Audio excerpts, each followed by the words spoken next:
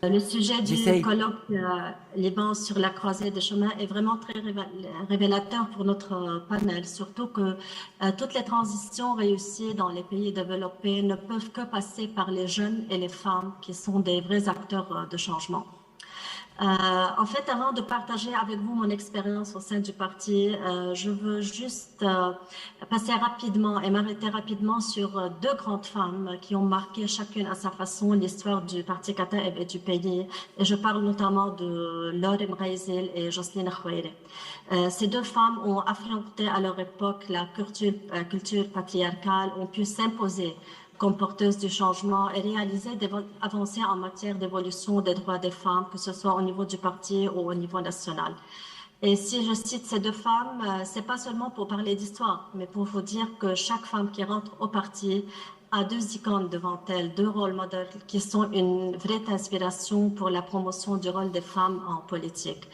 Laure Mreizil, une femme doctrinale, calme, solide, a pu imposer sa présence au sein du parti parce qu'elle a pu convaincre par sa logique et sa force le fondateur, cher Pierre Jmaïl, et Jocelyne Khoueire par sa force, son engagement dans la guerre et puis son parcours humain spirituel. Et c'est pas par hasard que les journalistes français l'appellent et la qualifient de l'indomptable. Donc, et de retour à l'histoire la plus récente, il est important de souligner qu'en fait, au-delà de la présence des femmes et du combat de ces femmes au sein des partis politiques, il est très important que les chefs des partis soient convaincus du rôle de la femme et qu'ils n'abordent pas le sujet de façon et selon le principe it's nice to have ou parce que c'est la mode internationale. En fait, c'est le cas chez nous. Au parti, c'est le cas du président du parti, Saïm Jmaïel, avec qui le parti est dans l'opposition en fait depuis 2015, comme Paula le sait très bien, elle a bien travaillé avec lui. Il est profondément convaincu du rôle de la présence de la femme. C'est pour cela il y a eu plusieurs démarches qui ont été entreprises au sein du parti. Déjà en 2015, on a inclus la parité ou bien la quota dans le règlement interne du parti au niveau du leadership et du bureau politique. Ça a commencé en 2015 par une parité de 20%. Et durant le dernier congrès du parti en 2023, on est passé à 25%. Ça, c'est au niveau du bureau politique. Au niveau des nominations régionales, historiquement et traditionnellement, tous les chefs des régions étaient souvent des hommes. Déjà, une partie, il y avait, avant, parce qu'il y avait la guerre ou pour la proximité après avec les gens ont toujours discuté, ils étaient plus proches des hommes que des femmes. Donc, ce qu'on a fait au parti, c'est on a commencé, ça fait plusieurs années, de nommer des femmes responsables des régions. Donc, qu'on appelle les unités géographiques, que ce soit les petites unités, comme par exemple responsables à Dekwene, à Jdeide, ou bien des responsables régionales au niveau de quelque chose qu'on appelle Oklim, qui est un peu comme les Muhafaza. Comme Donc, on a représentante du aussi parti. pardon. Représentante, comme des représentantes. Oui, oui, les responsables du parti dans ces régions. Par exemple, la responsable du parti Kataeb à Alay, c'est une femme. Au Beka, c'est une femme. L'ancienne du Chouf, c'était une femme. Donc, aussi, on a introduit ces positions avec les femmes parce que ça les aide à être très proches aussi des gens. Et c'est un outil qui va les pousser et donner des leviers pour aussi des élections, que ce soit des élections municipales ou législatives. Ça, c'est au niveau du parti. En plus, on a beaucoup de responsables qui sont des responsables, par exemple, au niveau de la responsable des élections. Elle est une femme maintenant. La responsable des public policies et des législations, c'est une femme. Donc, on a beaucoup de femmes au niveau leadership.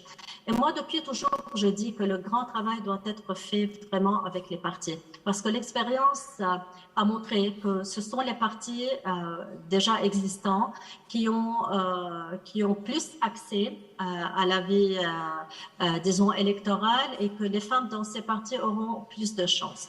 Mais malheureusement, il y a un peu de progrès, mais c'est pas encore suffisant. Et je reviendrai avec les chiffres sur ça. Mais je veux continuer sur le travail du parti au niveau des droits des femmes. Donc ça, c'était au niveau du parti en interne. Au niveau national, le parti a présenté un projet de loi pour exempter, par exemple, les candidates femmes des frais de candidature, parce que souvent, la situation économique et financière était un obstacle devant les femmes. Donc, c'était comme une discrimination positive à l'égard des femmes. Ce projet de loi a été adopté au Parlement? Ce projet de loi, pardon? Ça a été adopté? Oui, il est dans le tiroir de M. Berdet, malheureusement, mais il est au Parlement. Donc, on a aussi soumis au Parlement un projet de loi pour la nouvelle loi électorale pour les municipalités, dans lequel on a introduit une parité de 30% selon notre projet. Mais on a confirmé récemment à toutes les associations qui sont venues nous voir qu'on n'a aucun problème à soutenir une parité de 50%. Mais à l'époque, on s'est dit peut-être les 30%, ça peut pas... Ça passe plus facilement, mais là, on est à fond aussi dans les 50%. Même ça ne passe pas, Joël. Même les 30%, ça ne passe pas. Ouais, pas avec Berret. On fait au mieux, comme on dit.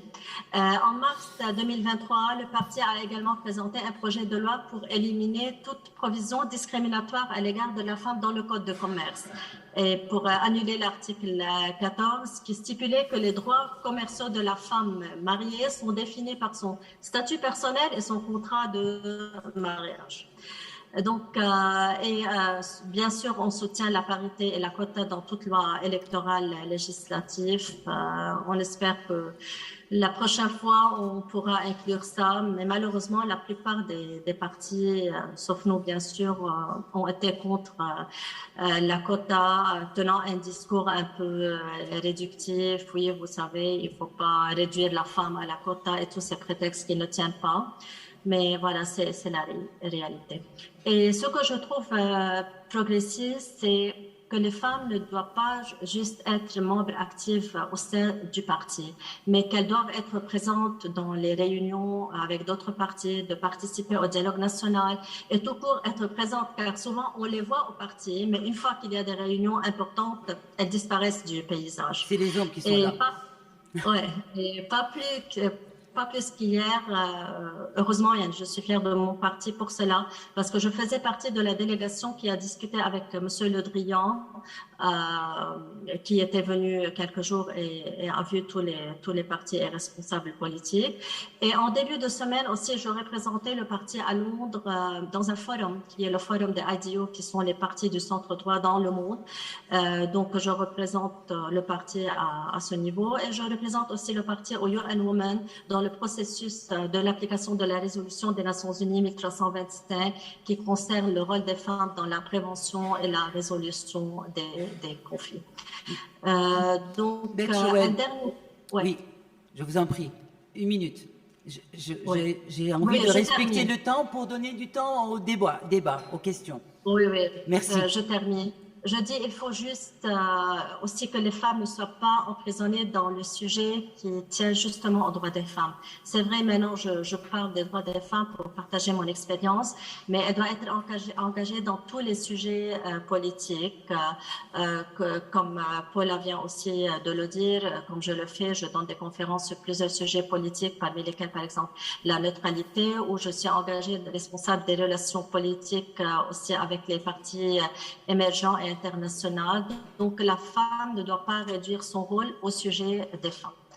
Voilà, on est d'accord. Merci.